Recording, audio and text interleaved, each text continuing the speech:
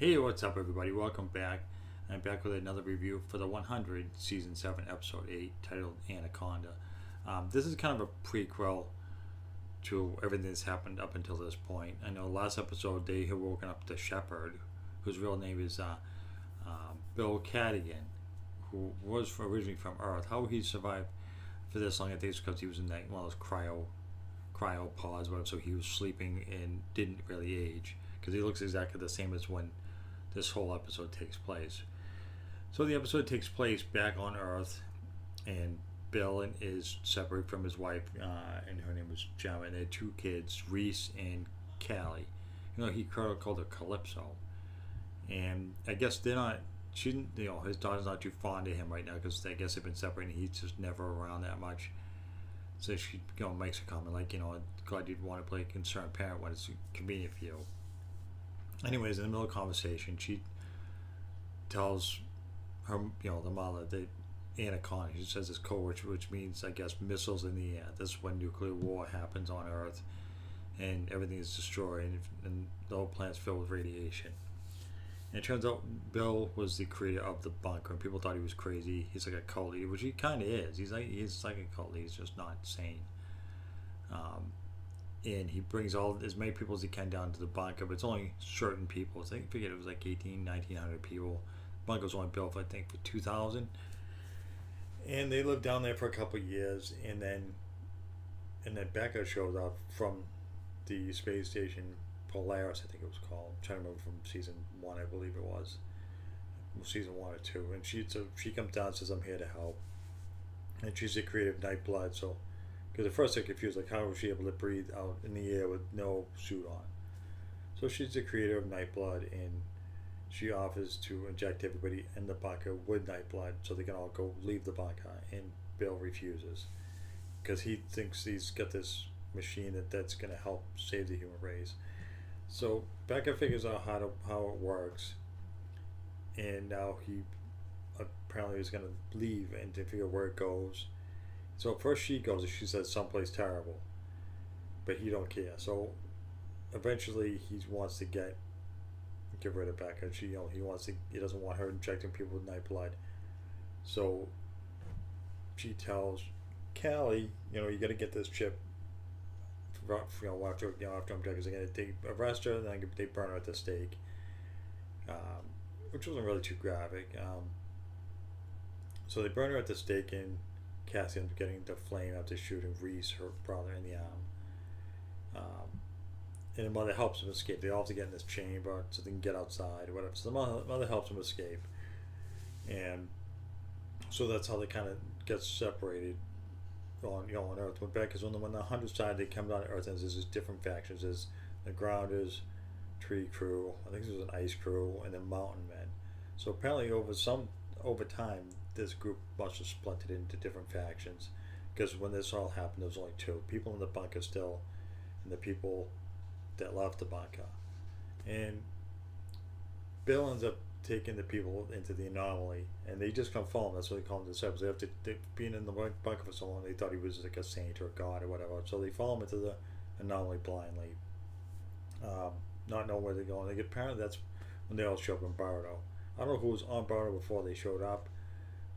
I don't know if all the people that are on Bardo came with him. Although I think it's weird that he was the only one that was in the cryo chamber thing, where he was sleeping. That's why he looks like he hasn't aged.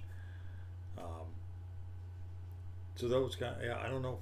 It's kind of, I guess maybe hopefully more will be explained. Because I know all these. I think half the people that went. So maybe around 1,000 went with him into the anomaly.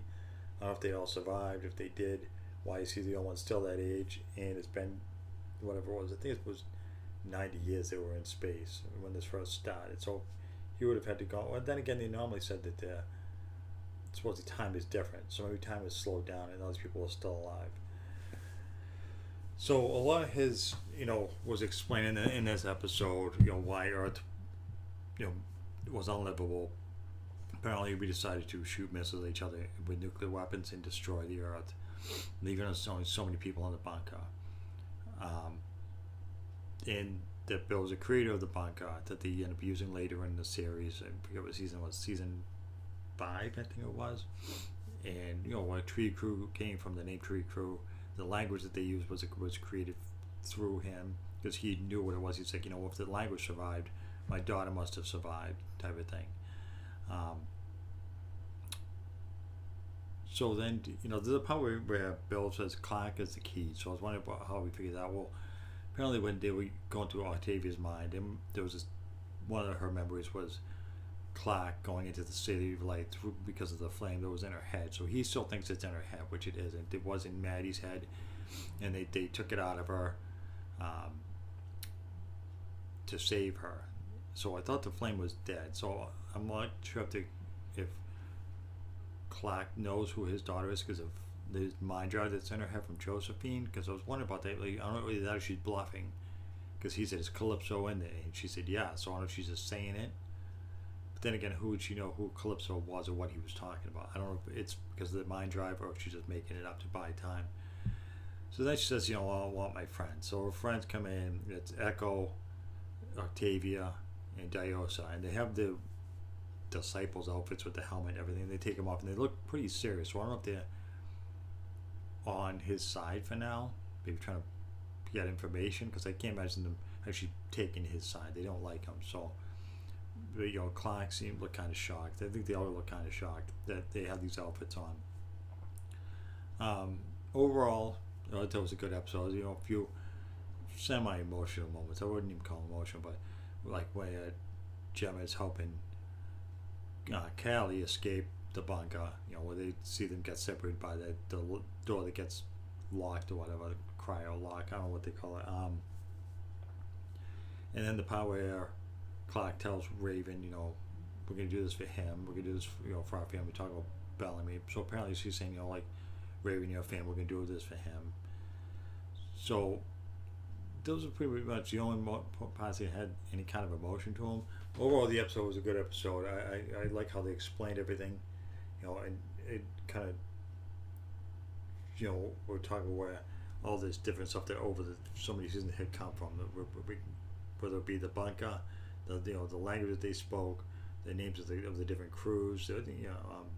There's just a lot that they've kind of wrapped up in this one episode. I don't know if they're going to be showing more of things that happened, where Callie got away with whatever it was 1,000 people. If they're going to show more of that, like how they got splintered into different factions, I don't know. Well, I guess we'll have to wait and find out. I saw the preview. The preview was kind of confusing, so I don't really know what's going to happen in the next episode. I have no idea. I know there's power with Russell and Indra, so I don't know what happens between the two of them. So it should be interesting. Overall, I would really like this episode. I like everything they talked about from the past, and kind of let you know how they came up with all this stuff, because there's a lot of stuff that didn't make sense from the beginning of this series to kind of let you know. So yeah, it was good. I enjoyed it. I'm looking forward to the next episode. If you guys like this video, give me a like and give me a subscribe. Until next time.